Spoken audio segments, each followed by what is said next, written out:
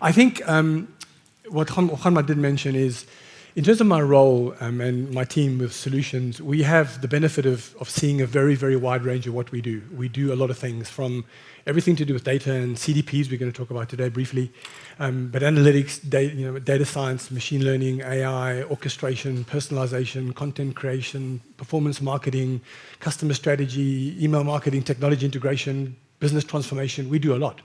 And my team has the benefit of seeing all of that, because we have to turn our clients' challenges into business solutions that straddle all of that. So that question, with all of that that's going on, kind of why customer data platforms? We could have spent 30 minutes today talking about machine learning and AI, which is extremely exciting, but why customer data platforms? It's kind of really because the customer data platform is a promise of something for marketeers that is quite incredible. And what this talk is not going to be today about is what are CDPs and how do they work. It's going to be kind of why CDPs and why are they so topical. But I'm guessing not everybody in this room knows necessarily what a CDP is. So I'm going to take a few minutes and just talk to you about what a CDP is, and we'll spend the rest of the session talking about why they're so exciting and what they might mean. So maybe a show of hands, who has never come across a CDP, or who hasn't got a lot of detailed knowledge of what a CDP, a customer data platform, is? Okay, I will just quickly recap anyway to make sure we're all on the same page. Customer data platforms first kind of came along probably 2014, 2015. And the first real products that Gartner put on a quadrant was probably 2016. In 2017, 2018, at our annual Barcelona client conference, we had separate breakout sessions on CDPs, what they are, why they're different to a DMP, do you need one, don't you need one, what are the vendors focus on, what are their strengths, what are their weaknesses. So for over 2 years, we've been going deep around what they are. And in 2018, 2019, all of the cloud marketing providers, Google, Adobe, Facebook, IBM, Oracle, all announced their intention to build CDPs. Most of them haven't built them yet, but they announced the intention to build them. They're coming, they're being developed. And there's a reason why all of those partners have invested in customer data platforms. And that's really because they do 5 things, and that's all I'm going to cover in terms of what they are. Number one, they ingest data. They make it very easy to connect and collect data, and pretty much from anywhere, from social, from emails, from web, from mobile, from devices, from stores, from cars, from anywhere. You can collect structured or unstructured data pretty much from anywhere. Very importantly, they allow you to unify that data. So to connect that data to an individual at an identity level. So effectively understand that these aren't all individual interactions across multiple devices. They're one person. That's actually all Richard. And so connecting those at the level of a customer and individual linked to personally identifiable data, PII, is really important. They then allow you to store that data somewhere, usually in a Google Cloud platform, or AWS or Azure, or some hosted platform.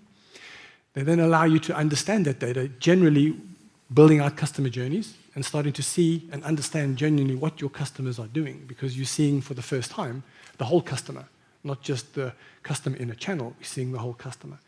And then importantly, they make that data accessible or available so that you can do something with it, you can activate it. And so if you look at what that means to marketeers as a promise, it's a pretty compelling promise, giving you all your data connected in one place that you can understand, know who your customers are, and then talk to them in the way that the business wants to talk to them. It's a pretty big promise. So I'm going to ask 2 questions quickly as a show of hands. Put your hand up in this room if you don't have somewhere in the business an aspiration to do better connected marketing for your customers across every channel. If that's not currently on your roadmap somewhere, I would be surprised. So every business has a strategy to do basically more connected marketing. Raise your hands if you're not happy with the quality or the availability or the data that you have, or you don't think that you have all the data that you need in the way that you need it to actually deliver that. So what we're seeing is most marketeers, most businesses have aspirations to deliver this connected experience for their customers everywhere, but most businesses don't feel that they have the data or the technology connected in a way through which to do that. And CDPs make the promise of doing that. So what they really are saying is they allow you to do better marketing. They allow you to do the things that as a marketeer you have aspirations to do, but that technologically and through data you don't have the ability to do. And who wouldn't buy into that promise? So that's why they are exciting. Now, I will come back through my talk to why they are not the silver bullet. They're just a piece of technology. But as a single piece of technology, it has a more powerful promise than many other technologies or data pieces in the stack. And marketeers have really bought into what that means. And we think that CDPs have already started to be probably the single biggest catalyst for change in how marketeers think about their structures and think about what they're doing. So that's really why we're talking about CDPs today. But this question about what is better marketing, what does better marketing mean? Because if we say they allow you to do better marketing, the question here is it depends very much who you ask. And not every business is created equal. It's actually one thing Juanma said to me, this venue wasn't ideal for slides. I didn't listen to him and I made a few slides. But I'm not going to talk to those slides. The slides are here and we will share them with you. They also told me to keep an eye on that clock, so I'm watching that clock. But so better marketing depends very much on who you're talking to. It's not all businesses are created equal when it comes to data. And we think of sectors or verticals, but we think more of businesses by their business model as it relates to how they interact with their customers and first-party data. And we think of three groups. The first group we call disintermediated. Disintermediado or disintermediated. So they effectively are removed from the transaction. The customer does not buy from them. So if you are Australia or Heineken or Procter & Gamble or Unilever or Disney Studios, the client is buying that product through a third party. You don't see when they buy it. You don't know who bought your biscuit. You don't know who bought your beer. And so those organizations have very little first-party data as a natural byproduct of what they do. That's why they have to build their brands. They're big brand advertisers, and that's why most of those big businesses today have parallel strategies to go into direct-to-consumer. That's why Dollar Shave Club sold for $1 billion and Harry's sold for $1.5 billion, because businesses are paying a lot of money to get close to their customers. But that group has a challenge because its data is not naturally available. So better marketing for that group is a different question to the next group, which we call frequent. Those businesses see their customers transact with them often. They see the transaction. So if you're El Corte Inglés or you're a shopping center, you're Lidl, or you're Carrefour, or you are Zara, those customers are buying from you. They are actually transacting on your e-commerce or your m-commerce sites or in your stores every week, every 2 weeks, every 4 weeks. You get the opportunity to understand who's buying, to know the customer. The data you can collect is very important, but what those businesses measure is different. And then you get a group that we call term. Those organizations that have a long-term relationship with their clients. So for example, there is one purchase event. Go back to retail. Every purchase event is separate. If you walk in and you buy something from Zara today and 4 weeks later you buy something again from Zara, the two occasions are probably unrelated. There's no journey that maps the one purchase to the other. If I buy in and I buy a biscuit today from Mondelez and I buy a chocolate from them tomorrow, there's no customer journey that links those two things together. They have to make every interaction stand alone and every interaction be its own experience. Whereas the term group, like automotive or utilities or mortgages, or mobile phone contracts, there is one purchase event, and then there is multiple uses of that event over a long period of time. If you buy a BMW or a Seat, you buy that car today, there's a very complicated journey across multiple channels while you evaluate, you check on social, you interact, you download a brochure, you do a test drive, you eventually buy a car after 12 weeks. Then you have a very long period, typically 3 years, during which you enjoy the car. And then at some predicted event, you start to rebuy it. It doesn't matter whether you were selling a car, a mortgage, a utility contract, or a mobile phone contract. It's the same process. Complicated journey management. And that group have a lot of data. And they have to manage that relationship over a very complicated cycle. It's not just about ad tech and martech. We are living in a bit of an obsession at the moment in marketing around ad tech and martech, but customers don't live in ad tech and martech. That's our obsession. I say ours, not Merkle, but the market. Customers live through ad tech, martech, sales tech, service tech. They live right through the stack. And we have to tie the whole stack together to manage the relationship, not just ad tech and martech. But it's very different in each of those three groups. And that's kind of the run through. Now, there is that slide which I'm not going to show, I'm not going to leave, but that will be in a deck that I kind of share with you. But if we think about what's good for the customer, I'll talk to the slide, but you don't need the slide. There's not a lot of detail there. I'll explain what's on the slide. If we think about what it means to the customer, what does better marketing mean to the customer? There is a story on that slide that goes from 3 periods: yesterday, today, and tomorrow. Yesterday talks to when I was a boy, because I'm the oldest guy in the room, I think. When I was a boy, when selling was personal. The shopkeeper knew me, he knew my mum, he knew the situation at home, he knew I shouldn't be in the shop, I should be at school. And the objective was still to sell, but it was through a personal interaction and a personal relationship. We're in the age now of what we call the age of personalization, where it's moved very far from trying to meet the customer's need. It's moved to trying to sell the brand's products. And it's become all about the funnel. It's all about channel and funnel. Media optimization is channel optimization, web optimization, mobile optimization, social optimization. We're optimizing interactions in a siloed funnel. We've lost complete visibility of the customer. The customer isn't there anymore. We can see a cookie on a media platform. We can see an email interaction in a click. We can see a site session on a website. But we don't know that that's the same customer. And so why CDPs, again, are so powerful is the first thing they promise to do is to unify all of those disconnected channel experiences so that you can actually see the customer, because we've lost visibility. And we're moving back to an era now about being personal, where it's again about not focusing on the channel, but focusing on the customer.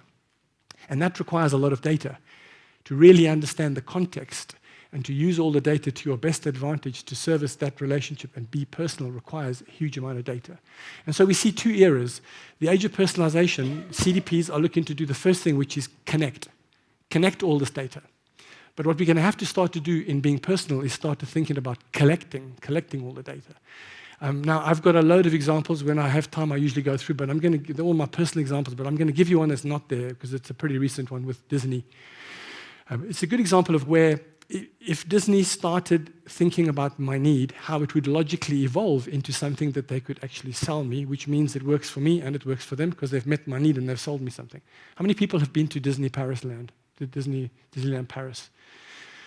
Okay, so it's my youngest son loves it. It's a horrendous experience with queues. I hate queues. I haven't got patience for queues, but I go because he loves it. But if Disney looked at my data, every single day I'm in the park at 8:31. I'm at the fast pass to get a fast pass. I don't have to stand in the queue at 9. I'm back at the fast pass at 10 because you can only get a fast pass after you used it. I'm back at the fast pass again at 12. And then I leave the park at 1 and I never come back, which means I can be in the park till 10. I'm not getting even half of the benefit that I could be paying for in the park. Now, if you looked at what that means, maybe more than most, I hate queues. And if you look at my age profile, because I've got old kids and a young kid, I'm probably, there is a fast pass that you can buy, which I wasn't aware of the first time, unlimited fast pass for £350. I could have bought an unlimited fast pass. So given my age and my profile, probably the £350 wouldn't be too big a stretch for me if you looked at my data. I hate queues. So if Disney had made available to me the knowledge that there's a fast pass for £350, I would have bought it for sure. They would have had a very happy customer, and starting with my need, they would have sold me a product. And that means collecting data that they probably have right now, but they're not collecting because it's not data they can use to sell me something. It's data they can use to understand my need. And so there's a philosophical shift that businesses are making as we move out of this personalization age into this age of being personal. And it's a shift around just thinking differently about data, not as something you can use to sell, but something you can use to understand and use the need to sell, because that is effectively where we've been. So that's kind of the principle, and that's what we're seeing in the market. And CDPs, again, provide a solid foundation for us to start making that journey of bringing these channels together and start understanding our customers so that we can begin to be more personal. Sorry, if I speak too quickly, please just stop me. Just say stop, and I can slow down. Because as the time goes faster, I'll start to speak faster. So we call this the total customer experience. And probably a good example of this is the word customer experience is quite spread out. Customer experience sometimes means user experience as opposed to genuinely the customer. And what we're talking about here is genuinely looking at the whole customer relationship and understanding that the customer experience is a combination of all of their interactions with your brand. Not just how you interacted in an email or in a display ad, but the sum total of every interaction that they have anywhere with your brand. And this idea of ultra-channel, there always has to be a new term. We had single-channel, multi-channel, omni-channel, now we've got ultra-channel. Ultra-channel is the next evolution that just starts to connect not only mediums through which we can communicate with our customers, but now smart devices. So whether it's the coffee machine or your fridge or your car, this is now a completely connected ecosystem, and all the channels that we traditionally used to speak to customers on are now being extended into devices, which is why the Internet of Things and the Retail of Things is now so omnipresent in what we do. But this idea of the total customer experience is where we're going. You have to get all of those things right. It doesn't help to get ad tech and martech right and not deliver the service. If you buy a car and the car has a terrible experience, if you buy the car and it doesn't get delivered on time, the whole excitement about buying the car is lost because of the period that it took to deliver the car wastes the opportunity. You have to sync it all together. And a really good experience I want to share is Wasim, and the picture there was my Uber driver in Amsterdam 3 weeks ago. He picked me up in a Tesla. And I was in the back of the Tesla. Actually, are there any Americans in the room? No? Okay. I was in the back of the Tesla, and it just looked a little bit old, really. And I said to Wasim, what's the quality of this Tesla like? Is it a good car? And he said, the technology is incredible. He said, but the quality is a bit American. I said, well, what does that mean? And he said, it's a bit crap. I said, well, explain. So he said, well, the screen is amazing. I mean, I don't know if you've seen a Tesla screen or if you owned a Tesla, but the Tesla is incredible. But he said that screen's been replaced once. The batteries are very, very heavy. He's had his suspension replaced twice. There is only one Tesla dealer in Amsterdam, and they've got 2,000 Teslas. He said to get anywhere near the dealer is impossible when you need something done. And he said, this car only has a warranty for 80,000 miles because they don't know how long the batteries are going to last. My car's done 75,000, and when it gets close to 80, I'm out, and I'm never going back to Tesla. Now, I love what Elon Musk has done with Tesla, but if he's got the great technology, but he doesn't wrap it up with good quality and good service, he's not going to have a brand. And so it doesn't help to be great on one platform. You have to be good at all of them.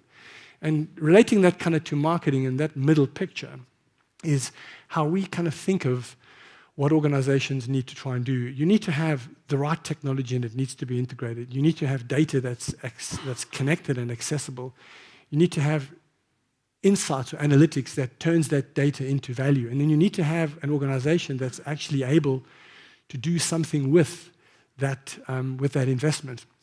And that diamond is what we ask our clients to tell us where they struggle. And just quickly to summarize, what they tell us is they don't struggle with technology. It's not the thing that stops them achieving their objective.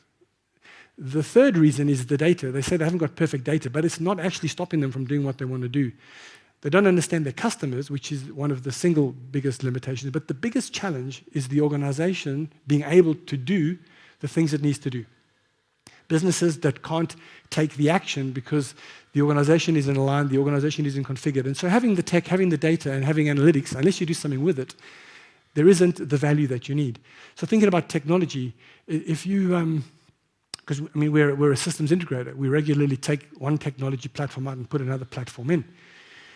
If I think about losing weight as an analogy, if you decide to lose weight and you've got an exercise bicycle in the basement that you've never used, and we haven't used very much, and the first thing you do is go and buy a new exercise bike, it'll make you feel better because you've got a brand new bike with a digital screen and you can watch yourself going up a mountain.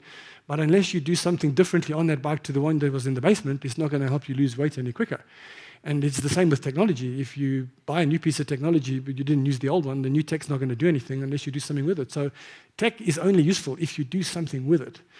The same with data. I regularly hear businesses talking about data as a strategic advantage. And the organizations talk about Amazon and Tesla and Facebook and Google who have data as a strategic advantage. And the first thing they do is they buy a data lake and they put all their data in because they need to have the data as an advantage. But I think of 4 layers. If you've got data in a data lake, it's a resource. If you wrap around it some processes that collects that data, that documents it, that stores it, that architects it, it's probably a strategic resource. If you analyze it, enrich it, enhance it, and add some value to it and make it accessible, it's probably a strategic asset. But if you do something with it, then it's a strategic advantage. So there's a big gap between data and an advantage, and that gap is what you do with it. So again, data, unless it's connected and accessible and you do something with it, it's not an advantage.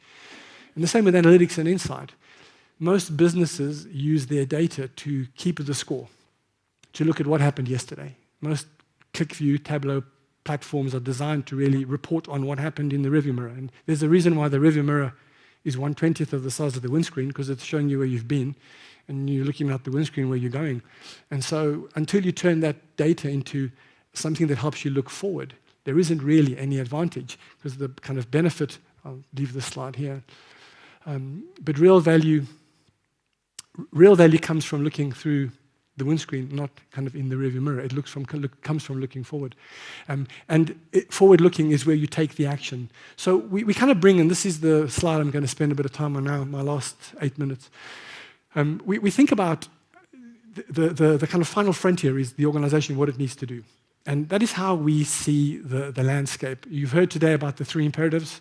They're kind of wrapped up in that. But starting with that picture at the top, that elusive kind of customer experience we're trying to build, the first step is having a customer strategy.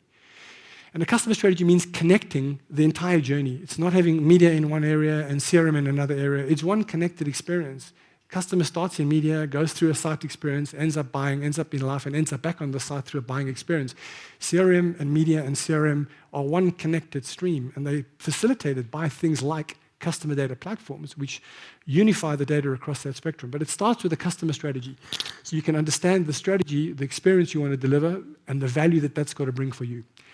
The most important piece that sits opposite customer strategy is measurement. You get what you measure. If you measure customer, you get customer. So often, and I know we've got automotive. Automotive is a good example. The measurement often is cost per lead. If you measure cost per lead, you can get cheap leads. And if you get cheap leads, they don't necessarily sell cars. So you get what you measure. If you measure customer, cost per sale, or number of cars sold, then you have to tie all of those measures together because the cheapest lead might not necessarily be the one most likely to buy a car. So measurement is the fastest way to track whether you're on track for your customer strategy. That piece in the middle is everything you buy. It's continuously evolving. You need to buy data, identity, technology, activation. The things you do sit on the inside. But organization and how you work is increasingly the most important point of making that work.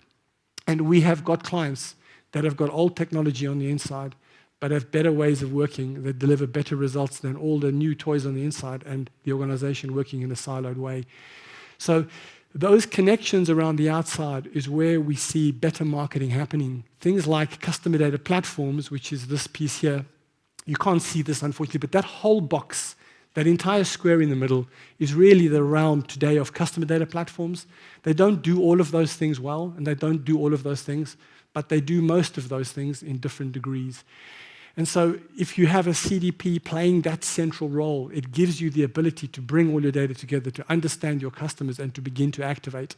But unless you take it through these cycles on the right-hand side, you need to do the basics. You need to get the technology working. You need to get the data of a right quality. You need to get the analytics to the basics, and you need to make it work. Then you need to make it better, which is starting to connect the various technologies, integrate them, accelerate the analytics, bring together the content, and then finally make it bigger. And making it bigger is around the outer circle in that diagram, which is institutionalizing it, driving business transformation. These are not disconnected pieces. They're all part of a connected cycle. And the organizations that are starting to leapfrog are those that are taking a sliver of all of this. They're not trying to build that entire picture in a single step. That is very difficult to do. There was a Prussian general, Baron von Clausewitz, who said, no battle plan ever survives the first contact with the enemy. If you build a big plan, that plan gets bigger and bigger, and it's very difficult to execute on that big plan. The last CDP talk I did, I asked people to raise their hands if they've got an omni-channel strategy, and almost everybody put their hand up. I then said, put your hand up if you've connected web and email, and only 10 hands went up. So everybody has an omni-channel strategy, a strategy to be relevant and connected on all 36 channels, but very few businesses have connected web and email, and those are the two easiest channels to connect, and probably the two that drive the lion's share of the interaction with your customers. So it's about having a big vision, recognizing that one component of that vision is not going to deliver the solution, and then being able to start small and course correct towards the final outcome, not trying to build that entire picture, not trying to build the big plan. Frank Bruno has a better way of saying it. He says everybody has a plan until you get hit in the face. But yes, so just focusing the effort on the plan, it's got to have a plan, and then what we're seeing is organizations starting to course correct.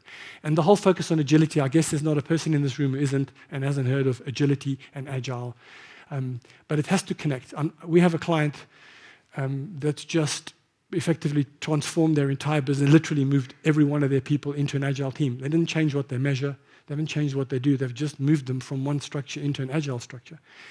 And so that's executing agile, but not executing it in the context of a plan and what they're trying to do. And it has to come together as an evolutionary plan. So the kind of last piece is CDPs, when you hear what they say, it almost seems kind of too good to be true. And I guess in a way, it is, because they cannot do all of that. They don't take care of data quality. They don't take care of execution. It doesn't take care of analytics. But as a single tech platform that can act as a catalyst to driving change in the business and to begin bringing together how the business thinks and functions, they're an incredible catalyst. This kind of wrap-up this is an old slide now. Mo Gaudat from Google wrote this book 2 years ago called Solve for Happy. It's a 200-page book, but pretty much the principle is on that page. What it says is your perception of happiness is basically a function of the events that panned out minus your expectations of what those events should have been. So pretty much what it says is have realistic expectations and you'll be happy. If we start this CDP journey with realistic expectations, understanding that the tool is an incredibly powerful tool, but it's only a subset of a much bigger ecosystem, you'll have a good outcome. If you buy one of these things and you think it's going to solve your customer experience problems, your expectations are going to be greater than the reality and you're going to be very disappointed. So, that's it.